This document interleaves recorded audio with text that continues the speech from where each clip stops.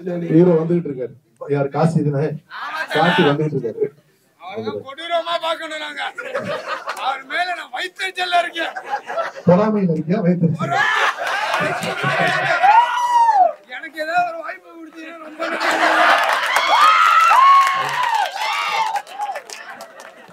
இன்னொரு காசி வரக்கூடாதுன்றதுக்காக படமே எடுத்துருக்காரு.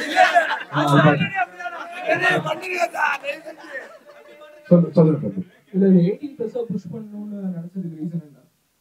See, இது 18+ கண்டென்ட்டுக்கான காரணமே வந்து இப்போ அதாவது இன்னைக்கு வந்து ஒரு நல்லது கெட்டதை ரொம்ப ஈஸியா சொல்லலாம். ஒரு அறிவுரையை சொல்றோமோ இல்ல வந்து இப்படி இருக்காதீங்கன்னு சொல்றோமோ அப்படின்னு ஒரு விஷயத்த சொல்லும்போது இப்படி இருக்கிறதால இப்படி இருக்கக்கூடாது, இப்படிப்பட்ட சொசைட்டி இருக்கு அப்படின்னு காட்டுறதுக்கு இந்த உண்மையாவே இந்த மாதிரி ஒரு 4 பெண்கள் பாதிச்ச பெண்களோட கதையை இன்ஸ்பயர் பண்ணி தான் இது பண்ணியிருக்கோம்.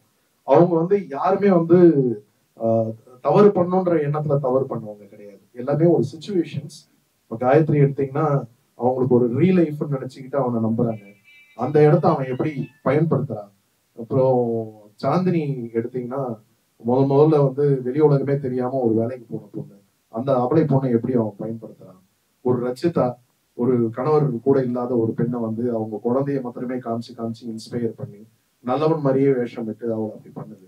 ஸோ அப்படி ஒரு விஷயம் இருக்கும்போது ஒரு நல்லதை சொல்லும் போது ஒரு கெட்டதை கொஞ்சம் காமிச்சாதான் கொஞ்சம் இன்டெப்த் தெரியும்.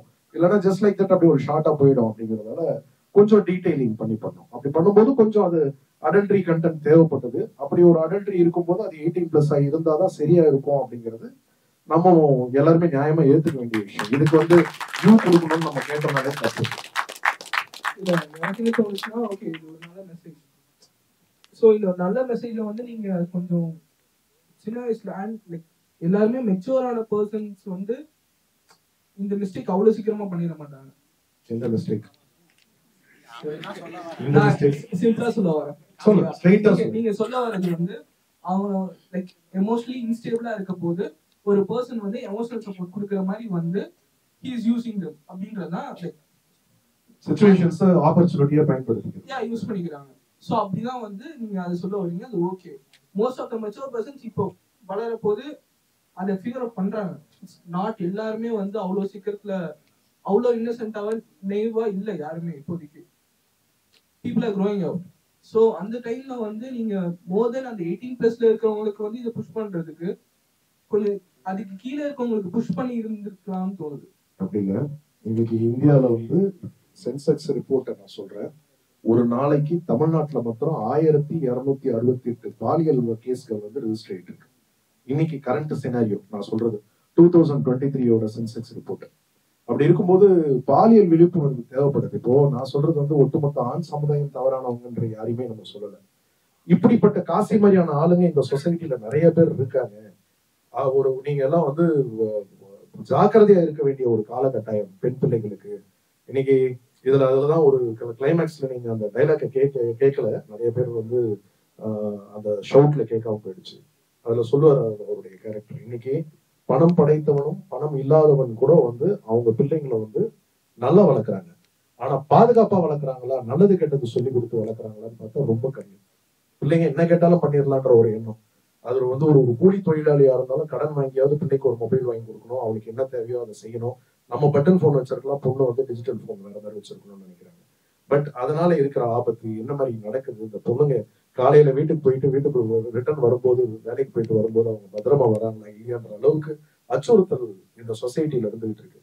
ஸோ இந்த மாதிரி படங்கள் பார்க்கும் போதும் ஆண்கள் நம்ம கூட, நான் உட்பட எல்லாருமே அந்தந்த ஏஜ்ல அந்த ஒரு விஷயங்கள் எல்லாம் நம்ம என்ஜாய் பண்ணிருப்போம், பார்ப்போம், கொள்வோம். பட் வரம்பு மீறக்கூடாது, எல்லை மீறக்கூடாதுங்கிற ஒரு விஷயத்த வந்து ஒரு மைண்ட்ல பதிய வைக்கணும்ன்றதுக்காக ஒரு 18+ கண்டென்ட்டா இருக்கணும்னு நம்ம பண்றோம். இம்பாக்ட் வந்து இந்த இம்பாக்ட் வேணும்னா நான் இந்த மாதிரி லைக் இவ்வளவு டெப்தா போகணும்னு சொல்றீங்க. நான் வந்து ரீச்காக அதை கொஞ்சம் இது பண்ணிக்கலாம் வேற ஒன்று இல்ல. இப்போ இன்னொன்னு சொல்லணும்னா, இப்போ சும்மா ஜாலியா பேசுவோம். இந்த படத்துல வந்து தியேட்டருக்கு வந்து இந்த வாரம் ஒரு 5 படம் ரிலீஸ் ஆகுதுன்னா அதுல ஃபயர்னு ஒரு படம் இருக்கு. இந்த படத்தை நான் ஏன் உள்ள வந்து பார்க்கணும் ஒரு ஆடியன்ஸா, 120 ரூபா செலவு பண்ணி இந்த வாரம் வந்த 5 படத்துல எந்த படம் ஆப்ஷன் எனக்கு அப்படின்னு சொல்லி ஒரு மைண்ட் செட் இருக்கும்போது புல்லிங்க்கு ஒரு எலிமெண்ட் தேவைப்படுது. ஒரு கமர்ஷியலா நான் சொல்றேன். அப்ப கமர்ஷியலா இந்த மாதிரி கொஞ்சம் அடல்ட்ரி கண்டென்ட் இருக்கும்போது நம்ம தம்பிங்க மாதிரி ஆட்கள் எல்லாம் வந்து உள்ள வந்து ஈர்ப்பா உள்ள வர்றதுக்கான ஒரு சரியான இடமா இருக்கும் அப்படிங்கிறது ஒரு கமர்ஷியலிட்டி. அந்த கமர்ஷியலிட்டி இருக்கிறதால உள்ள வரும், ஒரு அட்டென்ஷன் கிரியேட் ஆகும். உள்ள வந்து பார்க்கும்போது நான் நம்புறது ஒரு நல்ல படமா இருக்கும், தப்பான படமா இருக்காதுன்னு நம்புறேன். நீங்க நம்புறீங்களா இது ஒரு நல்ல படம் அப்படிங்கிற ஒரு நம்பிக்கை உங்களுக்கு இருக்கா? ஃபர்ஸ்ட் ஆஃப் ஆல் இந்த படத்துக்கும் ஃபயருக்கும் என்ன கனெக்ஷன்? பஞ்சும் நெருப்பும் பக்கத்துல இருந்தாலே ஃபயர் தான். அந்த சீக்வென்ஸை நீங்க எங்க இடத்துலயுமே பதிவு பண்ணல. இப்ப இவங்க எல்லாருமே இங்க தனிமையில அவங்களுக்கு ஏற்படுற அந்த ஒரு ஃபயர் தானே வந்து இந்த மாதிரியான ஒரு சிச்சுவேஷன் சொல்லும்போது புரியுது. பட் அந்த படத்துல அதுக்கு ஏத்த மாதிரி அப்போ உங்களுக்கு ஃபயர் ஆகலையா? இல்ல ஃபுல் ஃபயர் ஓகே. பட் நீங்க அவர் சொன்ன பாயிண்ட்டுக்கே வரேன். ஸோ அடல்ட்ரி கண்டென்ட் எல்லாமே ஓகே. ஸோ அவர் இந்த மாதிரி கேரக்டர் தான் சொல்லிருக்கீங்க. ஸோ அந்த 4 பொண்ணுங்க ஏமாறுறோம்னா அதுக்கு எதுக்கு ஃபுல்லா கொண்டு போகணும்? லைக் எல்லா ஆடியன்ஸுக்கும் ரீச் ஆகணும்ல. எல்லா ஆடியன்ஸுக்கும் ரீச் ஆகுறதுன்றத விட வயது வந்தவர்கள் முக்கியமா பார்க்க வேண்டிய ஒரு படமா தான் நான் பாக்குறேன். அதாவது இப்போ வீட்டுல வந்து இன்னைக்கு வந்து ரிமோட் வந்து சர்வசாதாரணமா ஓடிடில எல்லா கண்டென்ட்டையும் பாக்குறோம். நம்ம ஒரு ரெஸ்ட்ரிக்ஷனே இல்லாம இருக்கு. அந்த ரெஸ்ட்ரிக்ஷன் இருந்தாதான் பெட்டரா இருக்கும். இப்போ நான் வந்து போன வாரம் வந்து வெறும் பெண்களுக்கான தனியான ஒரு காட்சி போட்டேன். இது ஏ சர்டிபிகேட் ஏன் பெண்கள் பார்க்க கூடாதா? வந்து பாருங்க, பார்த்துட்டு உங்க கருத்தை சொல்லுங்க. அதுவும் குறிப்பா சென்னையில ஆட்டோ ஓட்டும் பெண்கள் கிட்டத்தட்ட வந்து ஒரு 70-80 பேர் வந்து பார்த்தாங்க. பார்த்துட்டு கிட்டத்தட்ட அதுல 90% நாங்க இந்த மாதிரியான விஷயங்கள்ல பாதிச்சிருக்கோம்ட்டு அழுது பேசிட்டு போனாங்க. உண்மையான எமோஷன் இருந்தது. ஸோ அது தேவை, அந்த தேவை இருக்குன்றதாலதான் இந்த 18+. அப்புறம் ஃபயர் அந்த இன்சிடென்டே கிளைமேக்ஸே வந்து பாலாஜி முருகதாஸ் காசியை வந்து எரிக்கிறது வந்து ஒரு ஃபயர் இருக்கும். பஞ்சம் நெருப்பம் இருக்கிறது, கோபம் ஒரு ஃபயர். ஸோ இதை எல்லாத்தையும் மீறி இன்னொன்னு சொல்லணும்னா, எத்தனை பேர் 1990s வந்த ஃபயர் படம் பார்த்தீங்க? பார்க்கலையா? அப்ப இன்னைக்கு நைட்டு போய் தேடி பாருங்க. நந்திதா தாஸ், அதுக்கப்புறம் ஷப்னாஸ் மீல் 2 பேர் நடிச்சிருப்பாங்க. ஃபர்ஸ்ட் இந்தியாவில் லெஸ்பியனை பத்தி எடுத்த படம். One of the sensation film. அது ரிலேஷன்ஷிப்பை பேஸ் பண்ண படம். ஸோ எல்லாத்துக்கும் கேட்சியா இருக்கணும். அப்புறம் அதர் லாங்குவேஜ் போகும்போது கூட நமக்கு டைட்டில் ஒரு காமன் டைட்டிலா இருந்தா ஈஸியா இருக்கும்ன்றது ஃபயர். எல்லாம் படம் பாத்தீங்களா? நல்லா இருந்துச்சா? சரி, ஒண்ணும் இல்ல, சின்னதா ஒரு ஃபீட்பேக் பண்ணிக்கிறேன். நான் இன்னும் படம் பாக்கல, நீங்க தான் எனக்கு முன்னாடி பாத்துருக்கீங்க. போட்டு காட்ட மாட்டாரு டைரக்டர், ஏன்னு தெரியல. நல்லா பெர்ஃபார்ம் பண்ணிருக்கேனா? மொத்த சாமி படமும் உங்க லேப்டாப்ல தான் இருந்துச்சு. இல்லைங்க, ஓகே, ரொம்ப ரொம்ப நன்றி. வந்து படம் பார்த்ததுக்கு ரொம்ப தேங்க்ஸ். கண்டிப்பா சப்போர்ட் பண்ணுங்க. இந்த படத்தை எல்லாரும் தியேட்டர்ல போய் பார்க்க சொல்லுங்க. விசிட்டிங் கார்டு இல்ல, அடிக்க சொல்லியிருக்கேன் டைரக்டர் சார் கிட்ட. வந்ததுக்கு அப்புறம் எல்லாருக்கும் கொடுக்குறேன். கண்டிப்பா கிளினிக் வாங்க. ஆண்களுமா? கிளினிக் ஆண்களை எப்படிங்க கூப்பிடுவீங்க? பெண்களை வேலைக்கு வச்சிருக்கேங்க, ஓகேவா?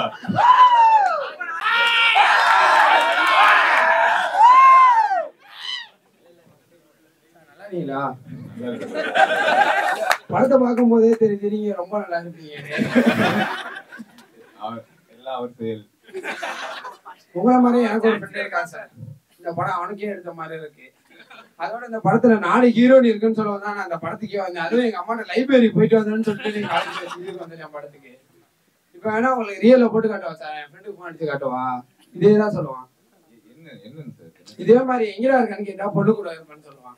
அடிங்க கேட்கலாம்.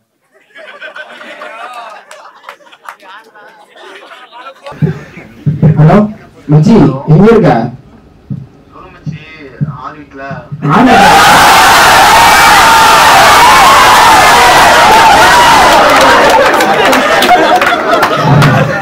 எல்லா வீட்டுல மச்சி இருக்க?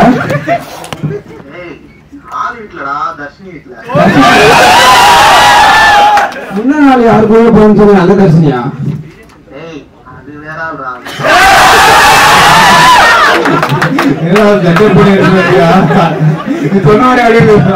அப்படியே சார், அவன் இதே வேலை தான் அவனுக்கு. காலேஜ் வந்தாங்கன்னு 4 பொண்ணுங்க கூட மட்டும் தான் சொல்லுவான், பசங்க கூட சுத்தவே மாட்டான். அவன் லேப்டாப் வகையில இருக்கா? சார்கையில விட்டா நல்லா காட்டுவாங்க. உன்னை பத்தி எனக்கு மட்டும் தான் மச்சான் தெரியும். யாருக்கு தெரிஞ்சாலும் யாரு வருமே. சரி சரி சரி, பாரு மச்சி வைக்கிறேன்.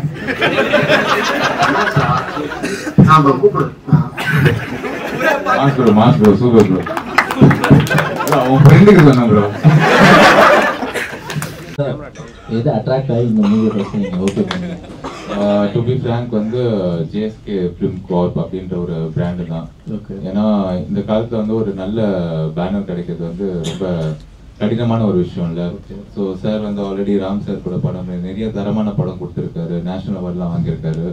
ஸோ அந்த பேனர் அட்ராக்ட் ஆகிதான் ஓகே நம்மள வந்து ஒரு தப்பான படத்தை எடுத்துட்டு போய் சேர்த்துட மாட்டாரு அப்படின்னு ஒரு நம்பிக்கை தான். ஆஃப்டர் பிபி ஸ்க்ரீனுக்கு அடுத்து நீங்கள் இவ்வளோ பெரிய ஸ்க்ரீனில் வந்திருக்கீங்க, இதை பற்றி நீங்கள் என்ன நினைக்கிறீங்க? இது ஆக்சுவலாக 2வது படம் எனக்கு ஸ்க்ரீனில் நான் ஒரு லீடில் நடிச்சு. ஓகே. ஃபர்ஸ்ட் படம் வந்து